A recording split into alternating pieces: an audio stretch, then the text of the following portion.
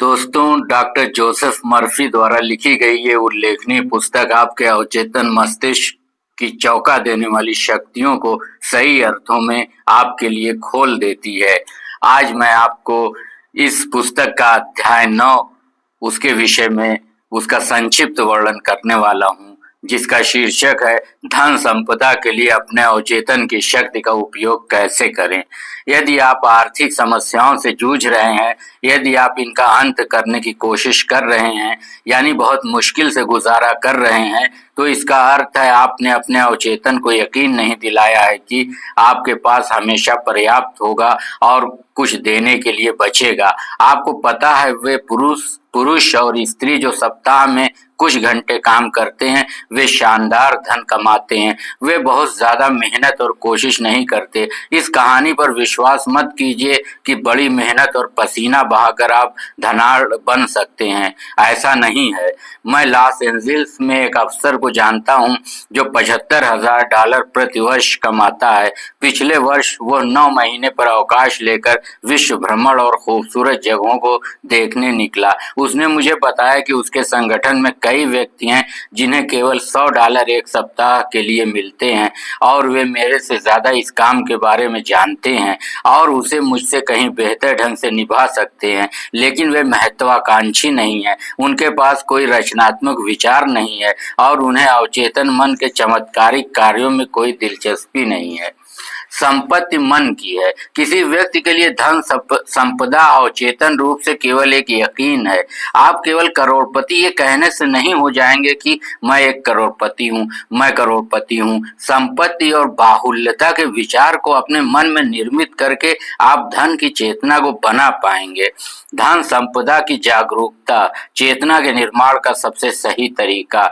जब आप ये अध्याय पढ़ रहे होंगे तब शायद आप ये भी कह रहे होंगे, मुझे धन और सफलता की जरूरत है। यही आपको करना है। प्रतिदिन 3 से 4 बार स्वयं को कहें, धन, संपदा, सफलता। इन शब्दों में अद्भुत शक्ति है। ये अवचेतन मस्तिष्क की आंतरिक शक्ति का प्रतिनिधित्व करते हैं। अपने अंदर मौजूद शक्ति पर अपना मन टांग दें, फिर स्थितियां और परिस्थितियां अपने अपने स्वभाव और गुणों के आधार पर आपके अंदर प्रकट होंगी। आप ये नहीं कह रहे हैं मैं अमीर हूँ, आप अपने अंदर की वास्तविक शक्ति पर ध्यान केंद्रित कर रहे हैं।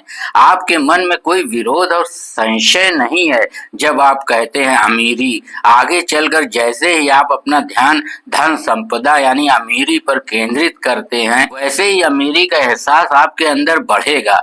इस बात को हमेशा अपने मन में बनाए रखिए कि धन का एहसास धन पैदा करता है। आपका अवचेतन एक बैंक की तरह है, एक प्रकार का सार्वभौमिक आर्थिक संस्थान।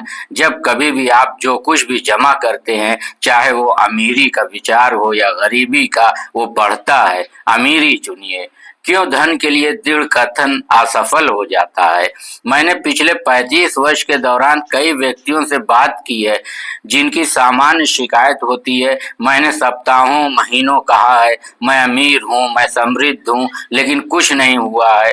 मैंने पाया कि जब उन्होंने कहा मैं समृद्ध हूँ, मैं अमीर हूँ, तो उन्होंने अपने भीतर महसूस किया कि वे स्वयं से झूठ बोल रहे थे। एक व्यक्ति ने मुझे बताया, मैं दृढ़ता से स्वीकार करता गया कि मैं अमीर हूँ जब तक मैं थक नहीं गया। हालात अब पहले से बदतर हैं। मुझे पता था कि जो मैं कह रहा हूँ वो जाहिर है कि सच नहीं था। उसके कथन को चेतन मन ने अस्वीकार कर दिया और जो कुछ उसने कहा था उसका उल्टा स्वीकृत हुआ, और वैसा ही हुआ। आपकी स्वीकारोक्ति तभी सफल होती है जब ये विशिष्ट हो और जब ये कोई मानसिक विरोध अथवा विवाद न पैदा करती हो। इसलिए इस व्यक्ति द्वारा कहे गए कथनों ने स्थिति को और खराब किया, क्योंकि उसके सुझाव में विश्वास की कमी थी। आपका अवचेतन उसी को स्वीकार करता है जिसे आप वास्तव में सच समझते हैं, केवल कोरे शब्द अथवा वक्तव्य की तरह नहीं। प्रमुख विचार अथवा विश्वास को ही हमेशा अवचेतन मस्तिष्क स्वीकार करता है। मानसिक टकराव को कैसे टालें। जिन्हें इसकी समस्या है उनके लिए इस पर काबू पाने का निम्नलिखित तरीका है। इस व्यवहारिक वक्तव्य को अक्सर कहें, विशेषकर सोने से पहले, दिन रात मेरी सभी इच्छाएं फल फूल रही हैं। इस तरह से दृढ़ता पूर्वक कहें। ये वक्तव्य किसी प्रकार का विवाद नहीं पैदा करेगा, क्योंकि यह आपके अवचेतन मन में बसी धन की कमी की छाप का विरोध नहीं करता। मैंने एक व्यवसायी जिसकी बिक्री और वित्तीय स्थिति बहुत खराब चल रही थी और वो बहुत परेशान था, उसे सुझाव दिया कि वो अपने ऑफिस में बैठे अपने को शांत करे और इस कथन को बार बार दोहराए, मेरी बिक्री दिन पर दिन बढ़ रही है। इस वक्तव्य का चेतन और अवचेतन दोनों का सहयोग मिला और शीघ्र ही उसका परिणाम सामने आया। आपका अवचेतन आपको चक्रवृद्धि ब्याज देता है। आपका अवचेतन समृद्धि के एहसास में और समृद्धि को जोड़ता है। यदि उसके लिए कमी का एहसास है तो उसमें वो और कमी लाता है। आपका अवचेतन कई गुना करता है, उसे और विशाल बनाता है, जिसे आप उसमें जमा करते हो। हर सुबह जब आप संपन्नता, सफलता, धन संपदा और शांति के विचार से उठते हैं, तब वे उन विचारों पर अपना ध्यान केंद्रित करता है, आपके दिमाग को ज्यादा से ज्यादा उसी में व्यस्त रखता है। इस तरह रचनात्मक विचार आपके अवचेतन मस्तिष्क में जमा हो जाएंगे और फिर वे आपके सामने विपुलता और समृद्धि लाएंगे। क्यों कुछ नहीं हुआ? मैं आपको ये कहते सुन सकता हूँ, ओह मैंने ऐसा किया और कुछ नहीं हुआ। आपको परिणाम नहीं मिला क्योंकि 5 मिनट पश्चात आपके मन में डर आया और अगले 10 मिनट में जो कुछ अच्छा आपने दृढ़ता से कहा था वो निष्क्रिय हो गया। जब आप जमीन में बीज बोते हैं तब आप उसे उखाड़ते नहीं, आप उसमें जड़ उगने और बड़ा होने देते हैं। उदाहरण के तौर पर मान लीजिए आप कहते जा रहे हैं, मैं इसका भुगतान नहीं कर पाऊंगा। इससे पहले कि आगे कुछ कहें, मैं वाक्य को रोकिए और किसी रचनात्मक वाक्य पर ध्यान केंद्रित करें, जैसे हर दिन हर रात मैं हर तरह से संपन्न हो रहा हूँ। समृद्धि का स्रोत। आपके अवचेतन के पास विचारों की कोई कमी नहीं है। अनगिनत तरीकों से असीमित संख्या में इसके पास विचार तैयार हैं, जो आपकी जेब में नकदी की तरह आएंगे। यह प्रक्रिया आपके मस्तिष्क में चलती रहेगी, चाहे शेयर बाजार ऊपर जाए या नीचे गिरे, अपना पाउंड स्टर्लिंग या डॉलर का मूल्य घटे।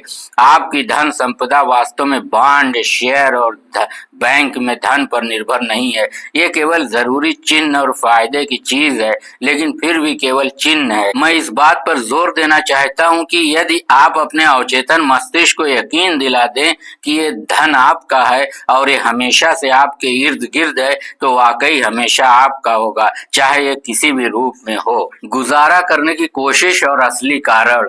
कई व्यक्ति दावा करते रहते हैं कि वे किसी तरह से गुजारा करने की कोशिश कर रहे हैं। ऐसा लगता है आप अपने दायित्वों को पूरा करने में भटक गए हैं। क्या आपने कभी उनकी बातें सुनी हैं? कई बार उनका वार्तालाप इस प्रकार चलता रहता है। वो हमेशा उनको भला बुरा कहते रहते हैं जो अपनी जिंदगी में सफल हैं और जिन्होंने भीड़ में अपनी पहचान बनाई है। शायद वे कहते हैं, वो उसका तो कोई रैकेट चल रहा है, वो बहुत निर्दयी है, वो बदमाश है, इसी कारण उसमें कमी है। वे उन चीजों को बुरा कह रहे हैं जिसकी इच्छा उनको भी है।